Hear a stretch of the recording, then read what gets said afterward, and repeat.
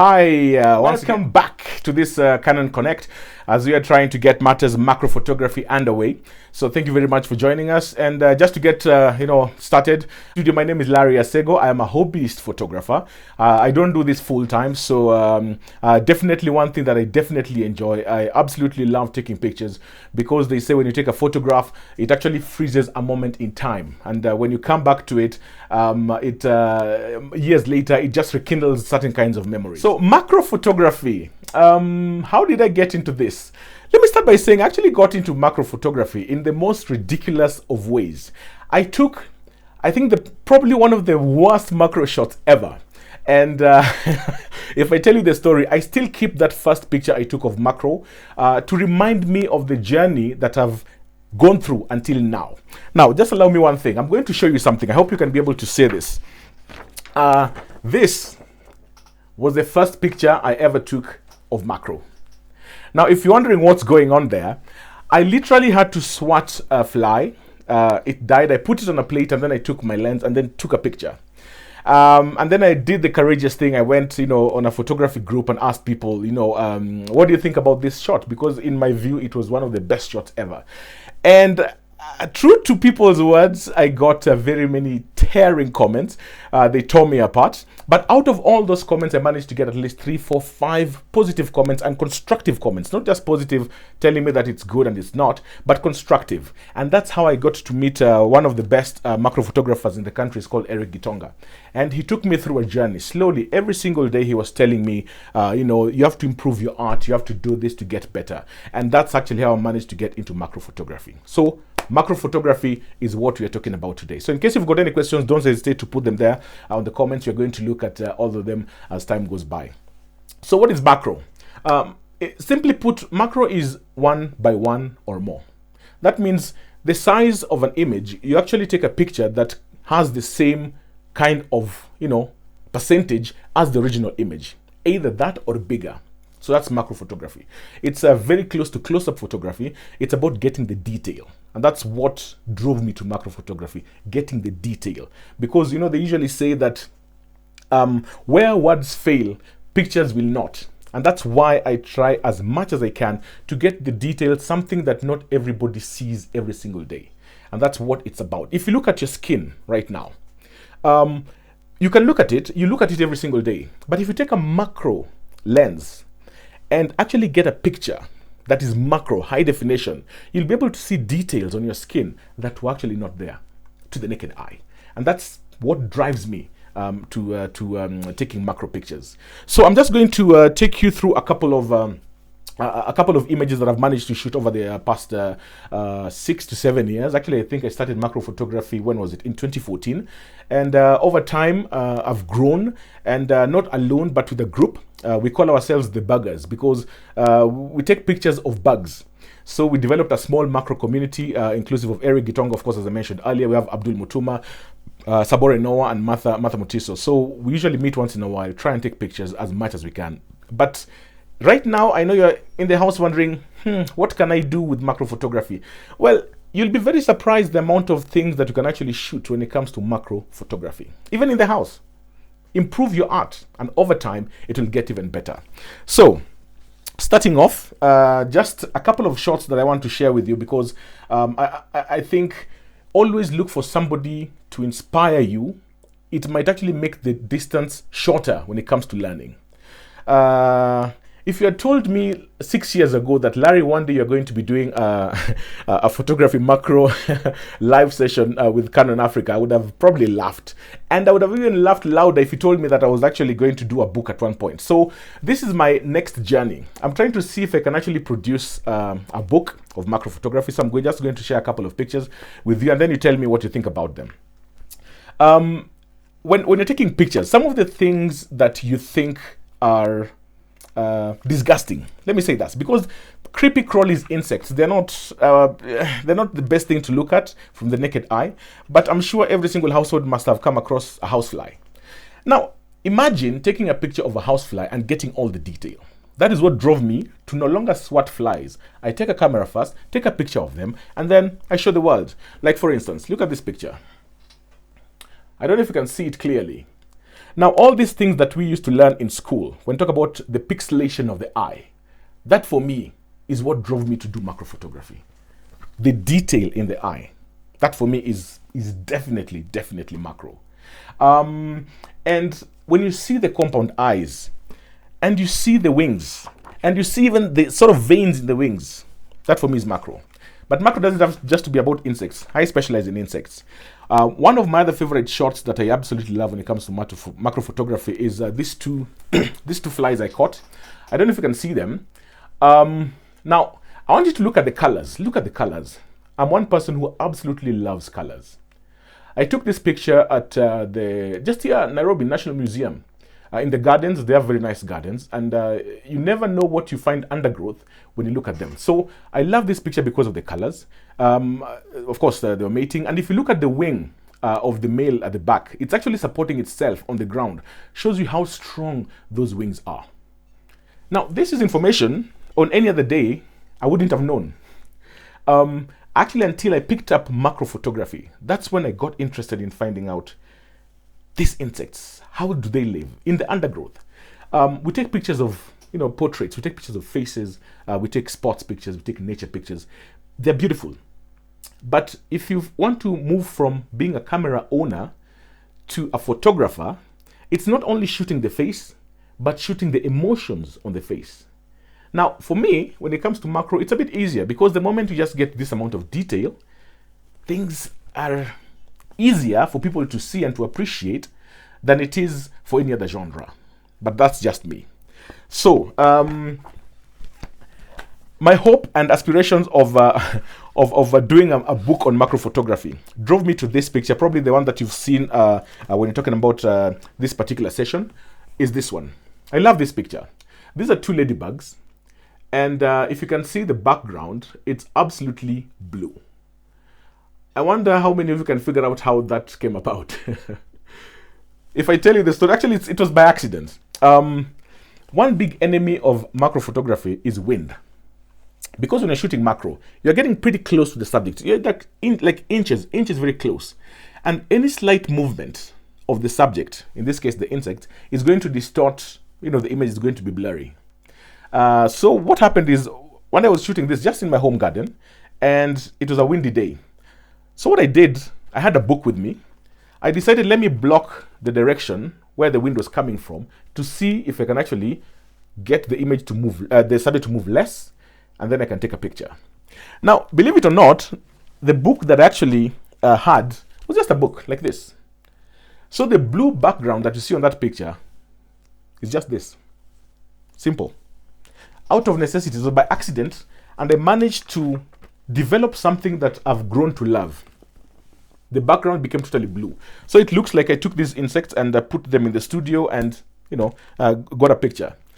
If you want to be a bit creative when it comes to macro photography, for me, it's not just about taking the picture. It's about innovating something else. I love green backgrounds. Nature is green. It's amazing. But one thing I love more is being creative with my backgrounds. So what I do, and the process is very simple, I took a page like this, okay? So I took a cardboard, as you can see here.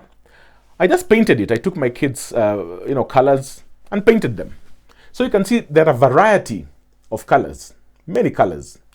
And then if you're lucky enough to find a cooperative subject that you see there, that was a moth, and then you prop it just in front of this background, as you can see, you might end up with a picture that looks like this. Okay? And that for me is the creative part that I love. Okay? Be creative with what you're doing. Shoot it and people will look at it and they're like, wow. And for me, that is the beginning and the end of macro photography. Something else. Now, this one is a bit...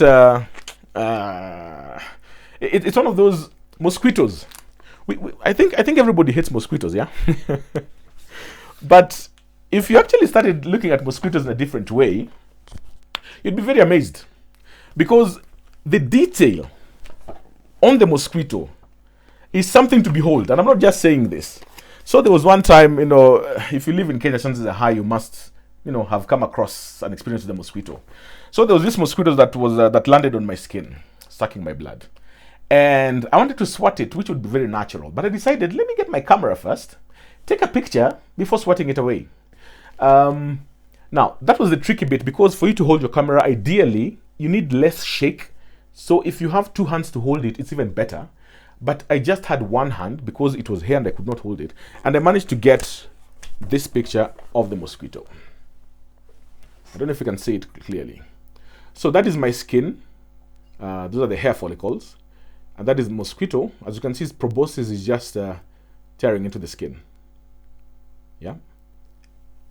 Now, if you look at this, then you ask yourself, can I actually get a shot like that? Yes, you can. It's very possible. Anything is possible. I got it just after a couple of years practice. Actually, it was 1.5 years later, I managed to pull a shot like this. And it's just persistence and training. Just be persistent in what you're doing and train and keep shooting. So I managed to get this, and the details I actually managed to get from this mosquito. I'm not saying I will start storing mosquitoes at home, but the amount of detail I managed to get out of it actually encouraged me to look at every single thing differently. Now, earlier on my Instagram page, I posted a picture of a snake. The story behind that snake is actually quite interesting.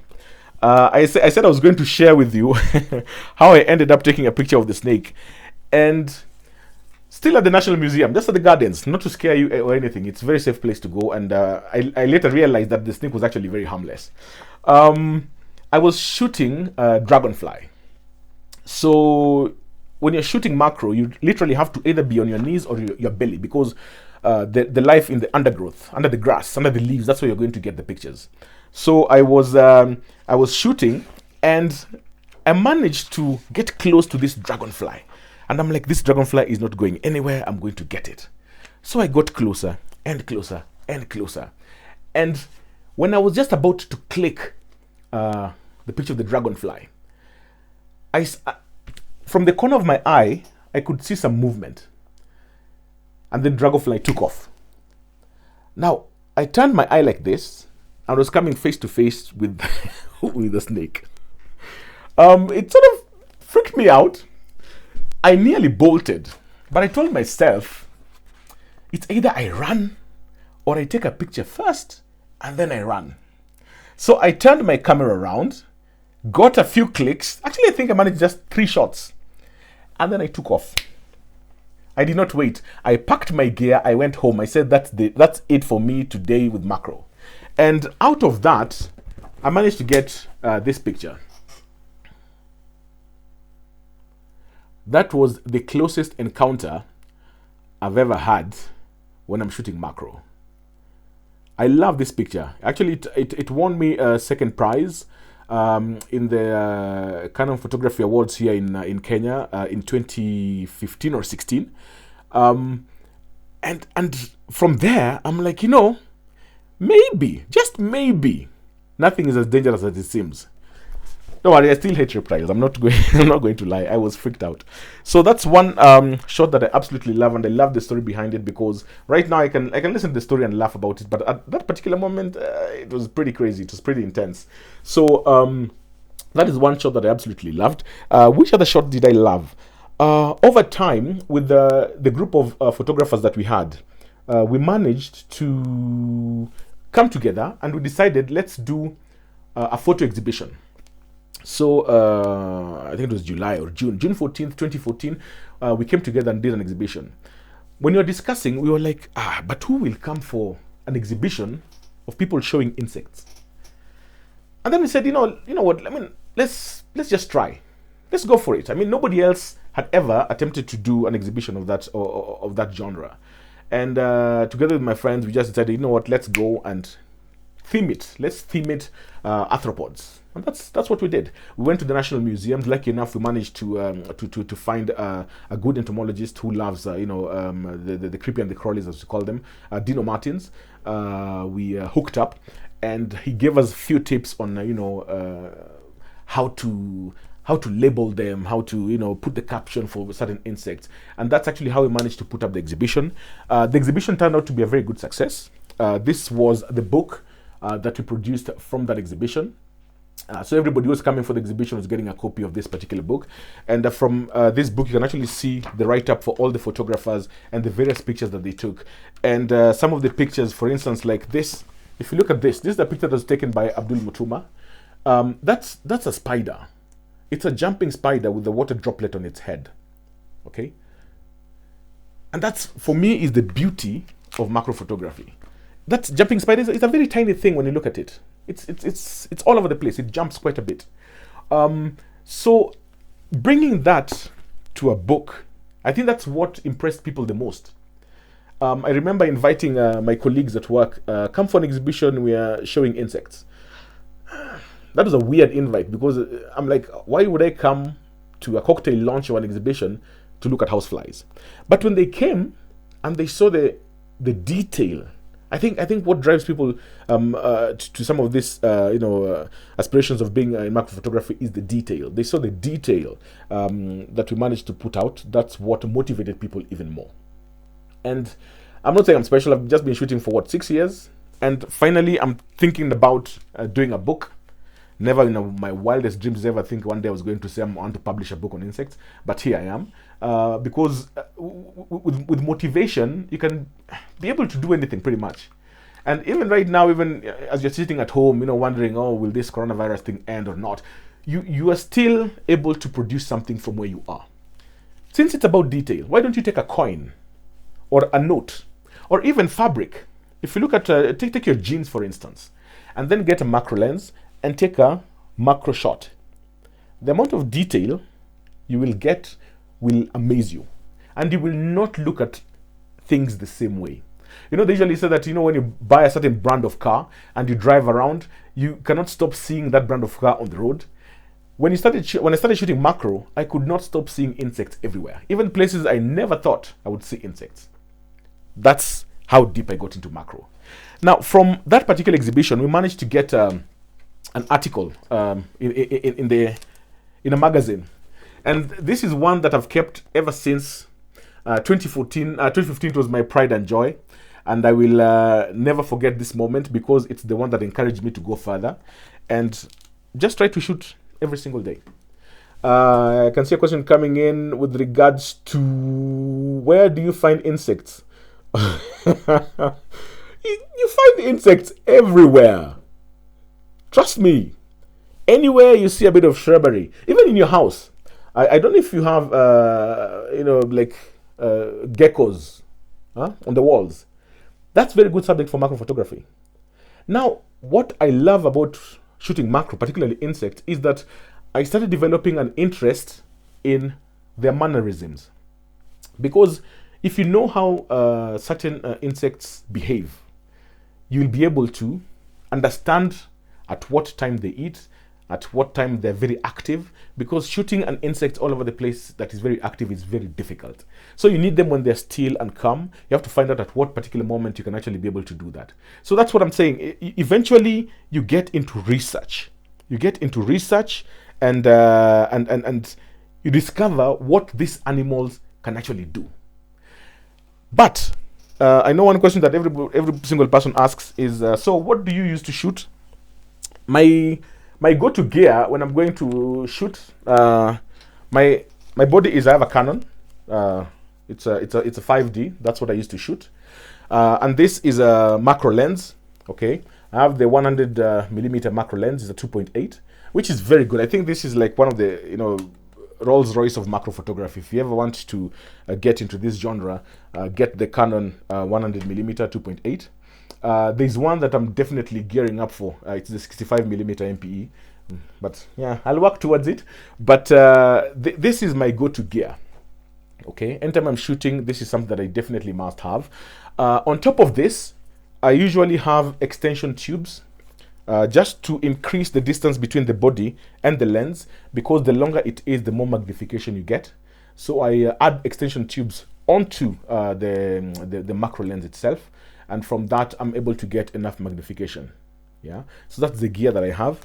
And if you want to get even more out of it, some people I know not only have the macro lens, they also have the extension tubes, but they also put like a magnifier at the very front. I don't know what it's called, but some people use a magnifier at the very front, which also just works as well. And what the magnifier looks like, it's just something like this, okay, which you attach. Okay, it looks like that. And then this is what you attach to the front of your lens, okay, like that. So it sticks like that. And with this, the magnification just becomes absolutely ridiculous. You manage to get quite a bit of magnification with this. So that's the kit that I use. But one thing I usually say, that when you're going to shoot, photography is light. Without light, you can't take pictures. Not even just macro, just generally. Photography is light. So when you're shooting a normal subject, you need light. Now with macro photography, since you have to be just inches close to the subject that you're shooting, you will definitely be casting your shadow over the subject that you're shooting. Unless you're shooting in a different angle, maybe the light is coming from one direction, maybe the leaf is high enough, you'll be able to get enough light. So you will need light. For light, I have two things that I usually go to. I have a ring flash, okay. So this is the flash, okay. This is the flash itself, and then this is the ring. So as you can see, the light comes from here when you're going to shoot. Now this one is mounted right on the lens itself, okay. So the light is actually going to be focused on the subject and nowhere else. So this is what you're going to mount, and then you just mount this normally as you would on your camera, like that, okay. And then it mounts like that. So you end up having a setup that looks like that. And with this setup, you'll be able to get enough light, because the light is actually concentrated and centered around the subject. And the best part is you can actually regulate. If you want to shoot either 1/16, 1/8, 1/4, whatever it is that you want to shoot, you'll be able to get that. So that is what I use for light. Now, if you don't have access to, or you don't want to purchase an extra flash from what you have, there are tricks that you can actually use. Now, this is the normal flash that I think most of us photographers have, okay. But you will realize when you're going to shoot macro, this light is going to be too far away from the subject that is down here, because this one will go that way. If you don't want to get the ring flash, there are other ways you can actually direct this light towards the subject. For me, I did a do-it-yourself kind of kit. I took some cardboard and shaped it in a way that I could actually bring the light to the subject. And then I put aluminium foil on the inside. Actually, I think I have it here. So this is what I have. So this is just a box. It's just a cardboard box that I shaped, and I managed to put, as you can see on the inside, it's just aluminium foil, okay. And then I put a white piece of cloth just to cushion the light a bit, so it's not too harsh on the subject that you're shooting. And from this, I was able to at least get some decent shots, because you will now mount your flash up here, okay. So the flash goes in here. So I can manage to get it in. There you go. Okay. And you end up having a setup like this. I know, it looks a bit cumbersome, but the light is coming directly above the subject. So this is like your sunlight on the very small subject that you want to shoot here. So this is another way of, just improvising if you don't have the ring light, or you can make use of the flash that you already have. So I think this is a pretty nifty idea as well. Getting into some tips of the trade, tips, and things to do, things not to do, things to avoid.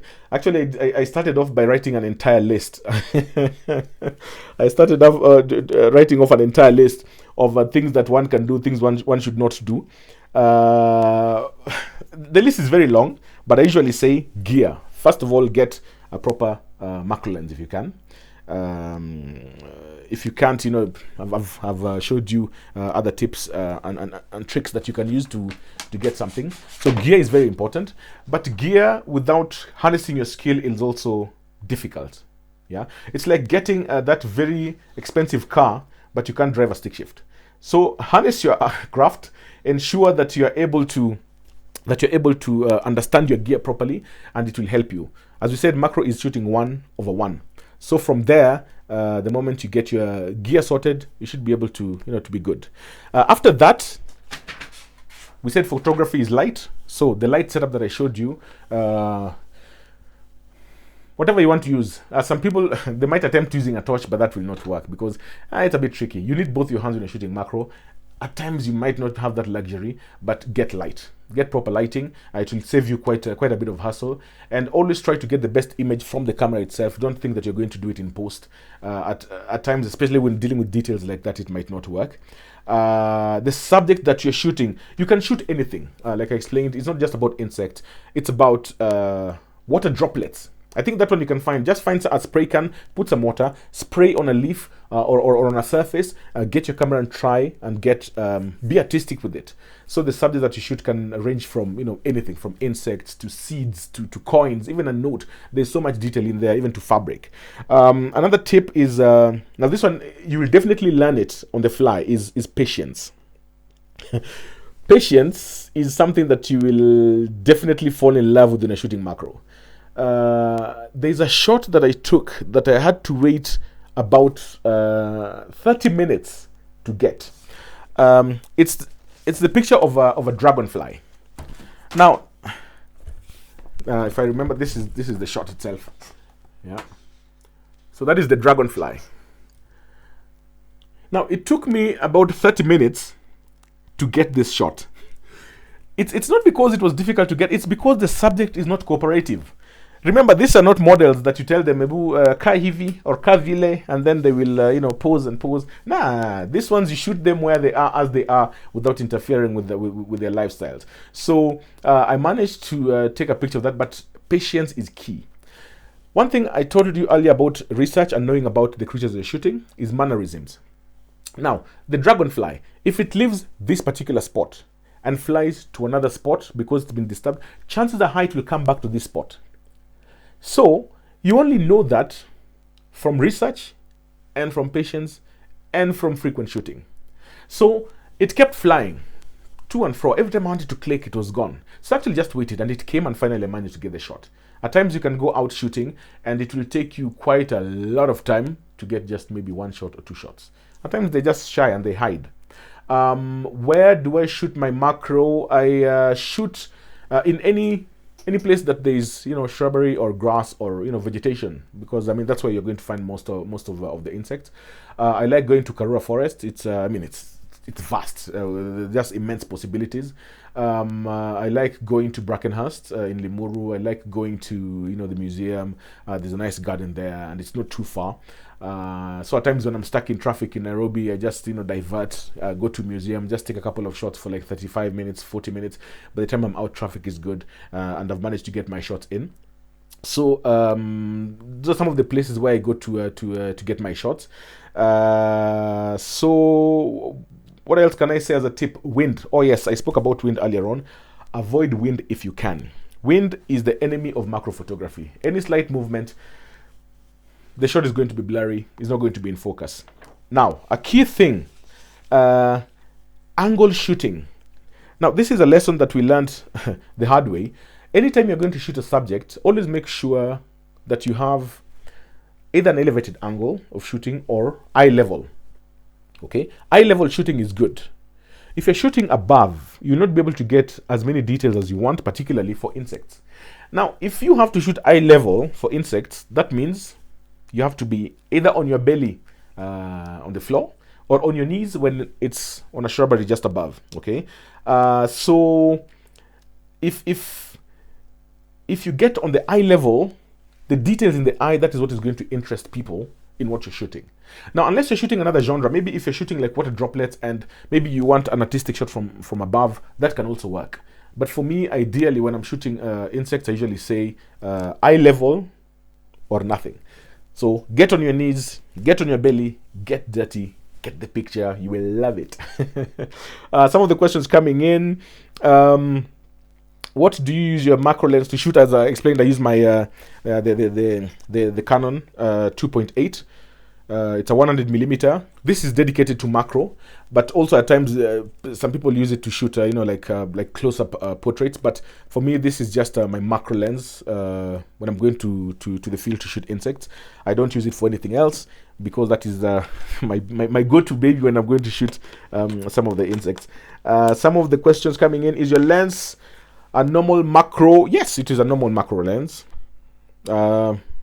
Unless Canon say otherwise, I think this is the most normal macro lens I've ever laid my hands on it. I've had it ever since. For the past 6 years, it has treated me well and still going strong. Keep your questions coming in. We're going to be looking at them just now. Now, another thing is creativity. Also, just try and be creative with some of the shots that you are putting out there. I know it's difficult when you have to wait for a subject to pose. Difficult to be creative with it. So that's what I did. As I explained earlier, I like messing around with the backgrounds at times, just to put in a bit of color. For me, I love color. I love color when it comes to nature photography. So I just put either, my board with very many colors just in the background. And then, of course, I shoot at a very low aperture, like 2.8, 3.2, should be able to get you, that blurry vision in the background. Other than that, if you want to get creative also in the field and you don't have anything painted, you can look for colory flowers. You'll find flowers almost everywhere. If, for instance, my subject is here and all around is green, I can try and, just push in like a flower that is of a different color just in the background, just to get, an interesting background color. Who is your go-to print guy? Who do I print with? I've printed with Perfect Pics. Perfect Pics are they're based here in Nairobi. The guy who's running Perfect Pics is Anuj Kent. He's been in the printing business for quite a while, and he's also a photographer, so he actually understands what photographers are looking for. That's the guy I used to print, and I'm still trying to see if I can actually get the book done. I will see how that print work goes, but definitely something I'm looking forward to. It's one of those things that you've always had at the back of your mind, is like one day. So that one day might just be here. Okay, so if you've got any questions, just put them through, and I'm going to be looking at them as we move along. So how do I make money from my macro photography? I started off by saying I'm a hobbyist photographer.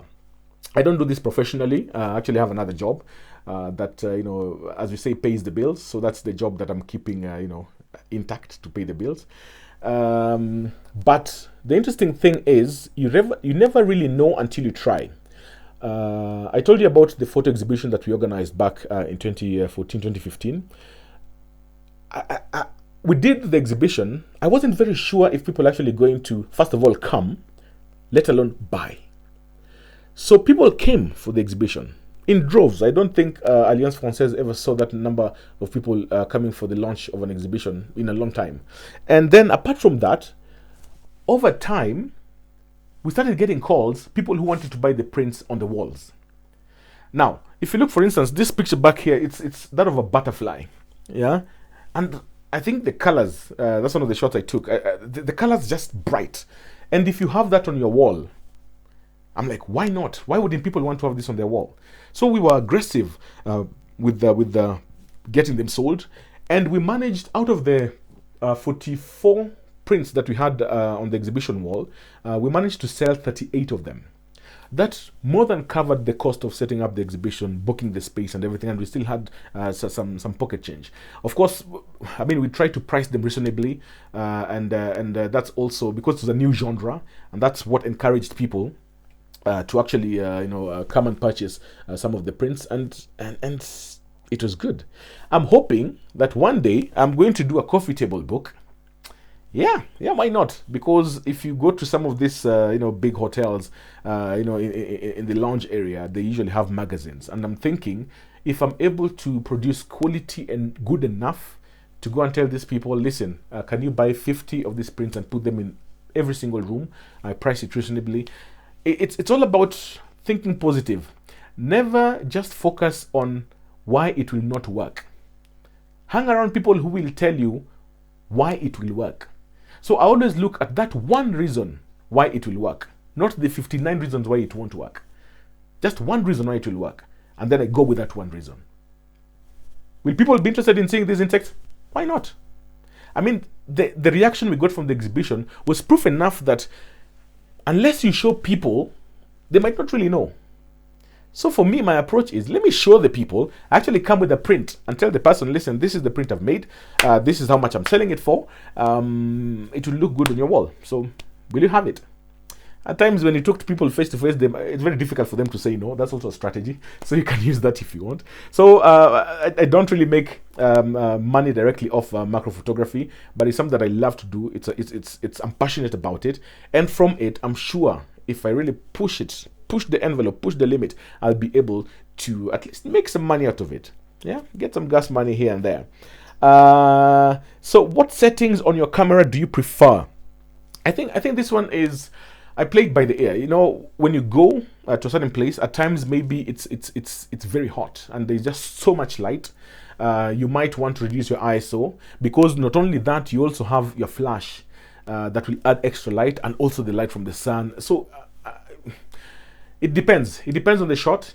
If it's in undergrowth, you know, maybe you're walking under a canopy, definitely you need a bit more light, and you might have to reduce from either, you know, if you're shooting 5.6, you might have to go down to 2.8. Ideally, if I'm shooting a subject very close, I like getting higher on the aperture at like 5.6 there. If there's too much, and if I want to get a bit of blurry background, of course I'll go to 2.8. Okay, that works for me. So I think it's dependent on where you are and what you're shooting. So I hope that answers your question when it comes to preferences for the settings that I have. If I'm shooting and I want to get all the details of the subject, of course I'll shoot at 5.6, you know, 7.1 there, so at least everything is in focus.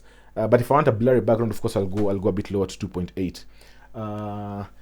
And then another question is, what is the best angle for macro? The best angle definitely is if you can get this level. Okay, if the bag is here, okay, if my subject is this, I want it to be here. I want my lens to be here. Okay, unless I'm being artistic, then I can shoot from above. Maybe if it's a butterfly that has spread its wings and the wings are looking lovely on a leaf, then I can shoot from above. But for me, ideally, this level or elevated a bit to give that subject a bit of superiority, because you know, when you're shooting from a particular angle, you give it a bit of superiority. It looks larger than life, and that's what really macro is all about. Now, something that I usually never leave the house without: duct tape. It will save. If I have a camera with the normal pop-up flash, okay, the normal pop-up flash, and I don't have another flash, I can use the duct tape to stick a piece of paper on the flash to cushion that light. Okay, I can use to cushion that light. So I usually just carry duct tape. You never know. Other questions coming in. The L series, is your lens, no, the lens question, I think I've answered it. What is the best lens for landscape and portrait?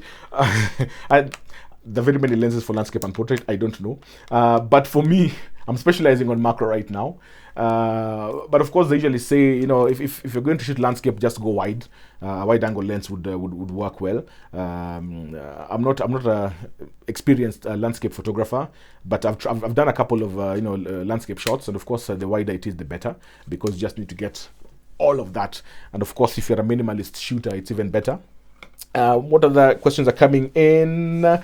The kind of gear, I think I've answered that. Where I'm selling them, I think I've answered that. Yeah, aspirations. Yeah, aspirations. I want to have as many people getting interested in macro as possible. The more people who get interested in macro photography, we can be able to build our own small community of macro shooters, and hopefully that will be good enough for us to be able to, you know, grow larger, have more prints, have more exhibitions, have more sales, because I think the market is there. It's just a matter of exploiting this market. Not many people have discovered it, and I encourage you, if you want to join the group of buggers, as we call ourselves, because we shoot bugs, please don't hesitate. You can find me on Instagram at Larry Asego, and we can organize meets, because we usually organize trainings as well. And the best way to train, of course, is just to go and do it. So we carry our gear, go to the forest, and you learn as you're out there. That's definitely the best way to learn. We'll teach you what you can do, what you can't do, and what works, what doesn't work. It's always good to have somebody you aspire to be. When I was starting out, I aspired to be like Thomas Sheehan. If you go online and look for Thomas Sheehan, you'll see that some of his macro photography is really quite something. And I also love the enthusiasm of one Dino Martins, who is it entomology, the study of insects? Yes, I think so. He actually did a book on insects in East Africa, which I think is quite a big book. So it's very good. You can get a lot of details from there. Yeah. So any other questions coming in? Because I know we are going to be winding up in a short while. Just remember that if you have other people who might be interested in learning about macro photography, I'm also going to be having another webinar that is going to be on the 8th of June, same time. That is 9 p.m. in Kenya, 6 p.m. East African time, GMT. So that is going to be on the 8th of June. So you can tell all your friends, to check that out as well. To share macro experience in other African countries, definitely. I would love to go and shoot macro in other African countries, and I would love the community of macro photographers across the country to grow, and not just the country, the continent, because I believe. Picture this: if you have one insect, that is just one species. There are like 1,000 other species of that particular insect, like the bee. How many types of bees have you seen? There are very many. The wasp. How many types of wasps have you seen? There are very many. So the possibilities are endless. If you go to for instance, if you go to the National Museum of your country and tell them that I don't know what kind of records you have here, why don't we document them? Okay, why don't we put them in a digital format? You are going to be asked, go and shoot this and then bring them to us, and then we're going to digitalize them. That's a good avenue. We're trying to see if it's possible to do some work with the national museums here in Nairobi, for instance, because I think they've got the biggest collection of over 2 million species of insects, and I think that is definitely something that we need to exploit. I mean, maybe when we talk about income, that's a possible avenue for getting some income. Okay. I'm not very comfortable with insects. I'm not saying that I can store them in my bedroom. I'm saying I've gotten a bit more courageous in dealing with insects. That's it. The curiosity of the details on the insects, I think, overrides the fear that I have of them. I still don't like bugs, but anyway, I have to do it. So I'd like to say thank you very much, guys, for joining us for this live session. It's been brilliant. I've even when I'm talking, I'm also learning things. So I'm very excited about this. So asante sana, and I definitely hope to see you on the next one as we connect with Canon. So thank you very much. Stay safe, and of course, take care of yourselves and your families, and I'll catch up with you the next time. Asanteni sana.